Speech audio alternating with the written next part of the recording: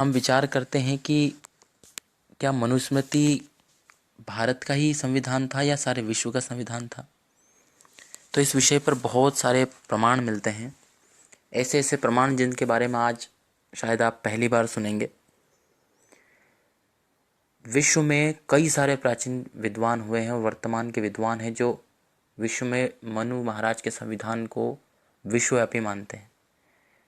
मैं एक ऐसे नाम को बोलने जा रहा हूँ जिसको सुनकर आपको आश्चर्य होगा, जिनका नाम लेकर के लोग मनुवाद को और मनु महाराज का विरोध करते हैं। ऐसे भारत के भगवान गौतम बुद्ध, जिन्होंने मनु महाराज का बड़ा ही आदर और सम्मान के साथ उनके विचारों को मान्यता दी है। उनके बारे में मैं बताऊं, महर्षि जो भगवान गौतम बुद्ध थे, वे उन जो धम्मपद है उनका, उसमें एक श्लोक मिलता है जो पाली भाषा में है, अभिवादनस्य शीलस्य नित्यं बुद्धापचायिनो चत्वारो धम्मा वर्धन्ति आयु विद्यो यशो बलम्। अब यह पाली भाषा का श्लोक है उनका। धम्मपद में 8वें अध्याय का 10वां श्लोक मिलता है। ये मनुस्मृति का बिल्कुल उसका प्रतिरूप है। देखिए, सुनिए, अभिवादनशीलस्य नित्य वृद्धोपसेविनः चत्वारि तस्य वर्धन्ते आयुर्विद्या यशो बलम्। अब ये सेम उसकी कॉपी है। ऐसे ही मनु महाराज ने कहा था, न तेन वृद्धो भवति येनास्य फलितं शिरः। उसी बात को धम्मपद में गौतम बुद्ध कहते, न तेन थेरो सो होती येनास्य फलितो शिरो। बौद्ध मत के एक महाकवि अश्वघोष हुए हैं जो राजा कनिष्क के समकालीन थे। उन्होंने एक वज्रकोपनिषद लिखी है, उसमें मनु महाराज के श्लोकों को प्रमाण के रूप में दिया है।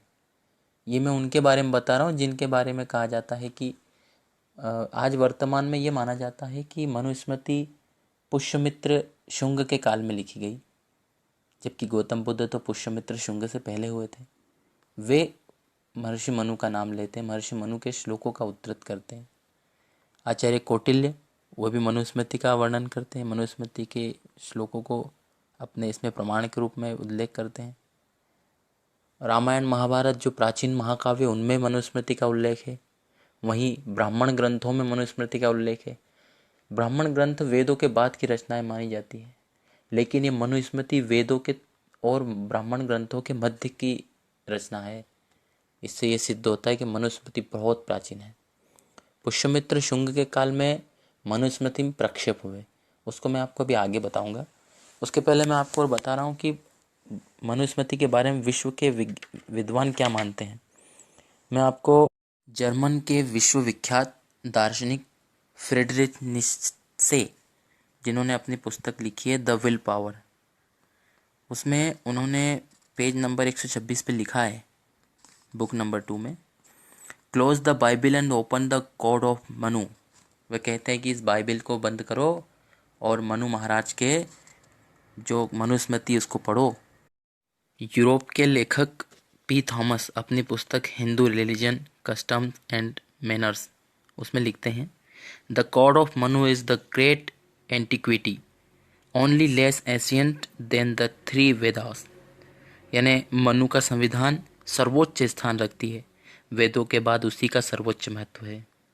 वहीं अमेरिका में से प्रकाशित दी मैकेनिकल फैमिली इंसाइक्लोपीडिया, उसमें भी मनु को मानव जाति का आदि पुरुष कहा है। एक और महत्वपूर्ण बात, चीन में 1932 में जापान ने बम विस्फोट किया था, जिसमें चीन की जो ऐतिहासिक दीवार है उसको तोड़ा, तो उसमें लोहे का एक ट्रंक मिला। अब इसमें एक चीनी पुस्तकों का एक प्राचीन पांडुलिपियाँ भरी थी उस ट्रंक में, और वो किसके हाथ लग गई? Sir Auguste Fritz. अब वो उसे लंदन ले गए, उनको ब्रिटिश म्यूजियम में रख दिया। बाद में उन हस्तलेखों को प्रोफेसर एंथनी ग्रेमे ने चीनी भाषा के विद्वानों से पढ़ा, तो उसमें जानकारी मिली कि चीन के राजा चिन इज वांग, उनने अपने शासनकाल में आज्ञा दी थी कि प्राचीन पुस्तकों को नष्ट किया जाए। उस समय ये किसी विद्या प्रेमी ने उसको ट्रंक में छुपाकर इस दीवार के बनते समय उसमें रख दिया था। संयोग से वह ट्रंक बम विस्फोट से निकल आया और उसमें एक लेख लिखा है कि मनु का धर्मशास्त्र भारत में सर्वाधिक मान्य है, जो वैदिक संस्कृत में लिखा है और 10,000 वर्ष से भी अधिक पुराना है। चीन की दीवार बनने के समय वह यह लिखा है उस ग्रंथ में, एक पुस्तक में, कि मनु का जो है ये ग्रंथ 10,000 वर्ष पुराना है। अब विचार कीजिए मनुस्मृति कितनी पुरानी है। हम तो मनुस्मृति को सृष्टि के आदिकाल में मानते हैं। मनु महाराज का संपूर्ण विश्व पर और क्या प्रभाव रहा है। आपने मुसलमानों से और ईसाइयों से के बारे में कथा सुनी होगी। वे कई बार अपने एक हजरत, पुराने हजरत नूह के बारे में बात करते हैं और वो एक जल प्रलय की घटना बताते हैं। आपने सुना होगा कई बार मुसलमान अपने इस्लाम को साइंटिफिक सिद्ध करने के लिए एक नाव का उदाहरण देते हैं, जो कहीं एक आकृति पाई गई विश्व में। तो देखिए वह मान्यता कहाँ से उन तक पहुँची। हमारी प्राचीन एक मान्यता है कि जो सातवें विवस्वत मनु थे, वे जल प्रलय के, उनके समय में एक जल प्रलय हुआ था और वे उस पुराणों में वर्णन है कि भगवान ने मत्स्य अवतार लेकर के उनको बचाया था। यह तो बाद में जोड़ा होगा, लेकिन जल प्रलय हुआ होगा यह एक ऐतिहासिक बात मानी जा सकती है, क्योंकि सारे विश्व में मिलती है।